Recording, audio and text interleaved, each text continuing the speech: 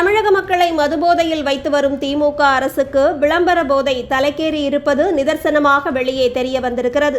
பழங்குடியின மக்களுக்கு தமிழ்நாடு அரசு செய்து வரும் திட்டங்களுக்கு வாழ்த்து தெரிவிக்கும் விதமாக கிழக்காப்பிரிக்க நாடுகளில் ஒன்றான தான்சானியாவில் வசிக்கும் பழங்குடியின மக்கள் முதலமைச்சர் திரு ஸ்டாலின் அவர்களது புகைப்படத்தை கையில் வைத்து பாரம்பரிய நடனமாடி வாழ்த்து தெரிவித்த வீடியோ இணையத்தில் வைரலானதாக கலைஞர் டிவி செய்தி வெளியிட்டிருக்கிறது. தான்சானியாவில் சமூக சேவையில் ஈடுபட்டு வரும் சுகுமார் என்ற மருத்துவர் தமிழ்நாட்டைச் சேர்ந்தவர் என்றும் அவர் மூலமாகவே அங்கு வாழும் பழங்குடியினருக்கு தமிழ்நாடு அரசின் திட்டங்கள் குறித்து தெரிய வந்ததாகவும் கலைஞர் டிவி தெரிவித்திருக்கிறது. ஆனால் இதன் உண்மைத்தன்மையை ஆராய்ந்து பார்த்தபோது இந்த காணொளியில் நடித்திருப்பவர்கள் பல வலைதளங்கள் மூலமாக வாழ்த்து சொல்ல விரும்புபவர்களுக்காக பணியாற்றுபவர்கள் என்பது தெரிய வந்திருக்கிறது.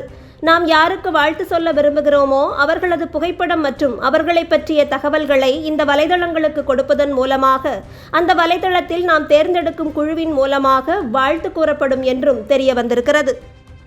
இதற்காக அந்த குழு $33 முதல் $40 வரை சேவை கட்டணமாக வசூலிக்கிறது. மருத்துவர் சுகுமார் என்பவர் தான்சானியாவில் மக்களுக்கு சேவை செய்கிறார். அதன் மூலமாகவே திமுக அரசு திட்டங்கள் மக்களுக்கு தெரிய வந்தது என்று கூறப்படுவதற்கு செய்திகளோ ஆதாரமோ அது பற்றிய தகவலோ இல்லை என்பதும் உண்மை கண்டறியும் குழு மூலமாக தெரிவிக்கப்பட்டுள்ளது.